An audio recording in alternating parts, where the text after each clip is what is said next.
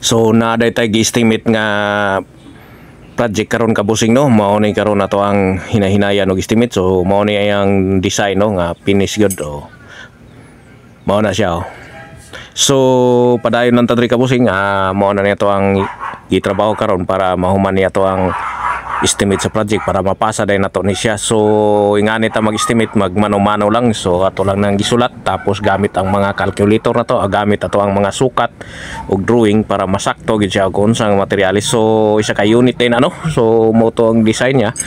Muni ato ang ginaslista tanan ang klase nga materialis gikan sa pinakapino hangtod sa pinakadako nga ato ang magamit sa materialis di So ingani day ko busing kung mag-estimate na mano-mano lang dahil style. Shout out da sa mga engineer nga na kompletong mga gamit no, dili para sa kuwang ingani lang nga mano-mano lang, og shout out sa kuwang mga kabusing dia abroad og kabusing na ko sa may Mindanao og entire Philippines no, og sa maabot sa to ang mga video rong panahon na. So muna kabusing hinahinay lang kog sulat dia, daghan-daghan pa na, ubay-ubay na siya. So mga pila kapad pa na atong mahimo diha, so atong magamit yun atong utok ani. So mo na siya, ato lang hinahinayan og sulat hangtod nga mahuman yun siya og tapos gining pagka-estimate ni kay ugma na sad nani or mahuman ni siya karon. Ako na po ni siyang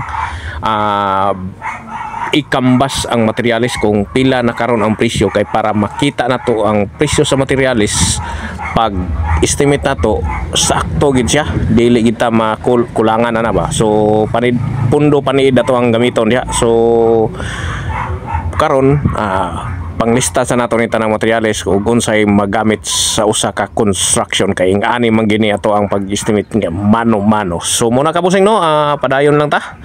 Shout out sa to ang mga solid followers da, solid supporters ug solid nagatan-aw sa tong video naga-share. So murag gihangak ko dahil ko kaagi dahil timo magsulat lang kapoy sa diay no. So di dahil lalim ning mag-estimate. So mga na ginakabusing og sa atong mga kabusing dia nga nagatrabaho sa construction. So ako asad na ni kay mo man ako ang sadlining construction, mga balay building mo ginako ang mga sadline ba. So pakyawan gina siya ato ginang estimate ni sa ka unit puna ato day nang kuan propose og unsay ato ang trabaho dia.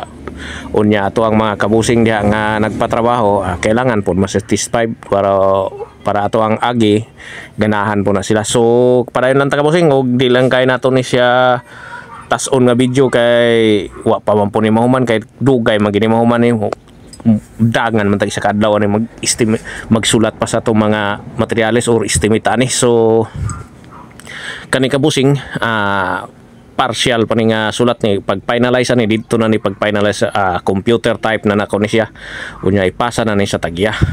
So kung ma-close deal nato ni siya masugdan nato ni nga project ingana lang ang kinabuhi nato sa mga kontraktor kabusing nga ginagmay lang no. So ako ani nabilong ko sa ginagmay kay wala man tay mga unit nga pang tirada gyud nga dinagko. So daghang salamat sa inyo kabusing ug bye bye.